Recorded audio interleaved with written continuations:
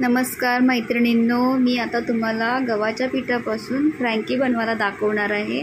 त्यासाठी मी घेतलेला आहे पनीर, चीज आणि बटाटा मिक्स करून घेतलेला आहे। असं स्मॅश करून घेतलं आहे एकदम। त्याच्यामध्ये तुम्ही भरपूर कोथिंबीर टाकू शकता आणि त्याच्यामध्ये आलं लसूण पेस्ट तुम्हाला हवी ती टाकू शकता। मी आलं लसूण पेस्ट नाही टाकली, पण मिरचीचा ठेचा अगदी मिरची बारीक करून आहे ना मिक्सरला ती मी टाकलेली आहे। मीठ टाकलेलं आहे। तुम्हाला पाहिजे तुम्ही चाट मसाला वगैरे सगळं टाकू शकता। तुमच्या आवडीप्रमाणे तुम्हाला जे पण मसाले आवडतात ते टाका। आता मी ही कणिक घेतलेली आहे गव्हाच्या पिठाची, त्याचे गोळे करून आता आपण ह्याची छान चपाती लाटून घेऊया। चपातीचा पण साईज तुम्हाला जशी जाड पातळ जशी हवी तशी तुम्ही तुमच्या आवडीप्रमाणे करू शकता।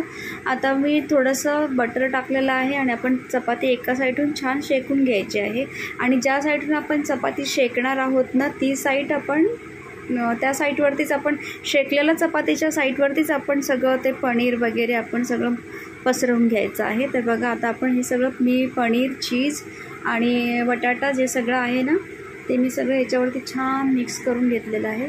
त्याच्यामध्ये मी ठेचा पण टाकलेला आहे। तुम्हाला हवं तर तुम्ही तिखट मसाला वगैरे वापरू शकता, मी ते काही वापरले नाही आहे। तर आता आपण हे सगळं पसरवून झाल्यानंतर छान एक साईडून त्या साईडून भाजल्यानंतर मग आपण आता याला फोल्ड करू घेऊया। तुम्हाला हवं तर फोल्ड करा, तुम्हाला हवं तर तुम्ही याच्यावरती अजून एक चपाती एक्स्ट्राची भाजून वरती टाकून ते पॅक करून नंतर कटरनी तुम्ही सेम जसं पिझ्झा कटर असतो त्याने जे आपण छान आकार देऊन तुम्हाला जो आवडीचा आकार असेल त्या प्रकारे तुम्ही त्याचे पीसेस करून खाऊ शकता।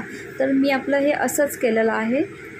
जास्त फोल्ड पण नाही केलेलं, जास्त फोल्ड केलं असतं तर मग ते आतमधलं पनीर आणि चीज थोडंसं गरम व्हायला खूपच वेळ लागतो, म्हणून मी असं फक्त दोन साईड पलटून टाकल्या बस। आता आपला हे छानसं फ्रँकी म्हणा किंवा पिझ्झा म्हणा, काही म्हणा तुम्हाला जे आवडीचं नाव असेल ते ठेवा आणि आपलं तयार आहे। बघा छान शिजलेलं आहे, तुम्ही बघू शकता आतमधून पनीर आणि चीज एकदम छान शिजलेलं आहे। तर आपण आता हे काढून घेऊया आणि सर्व करूया। तुम्ही पण हे असं झटपट बनवून बघा घरी, एकदम छान। मैदा खायची गरज नाही, अगदी तुम्हाला पिझ्झा खाल्लेला फील येणार।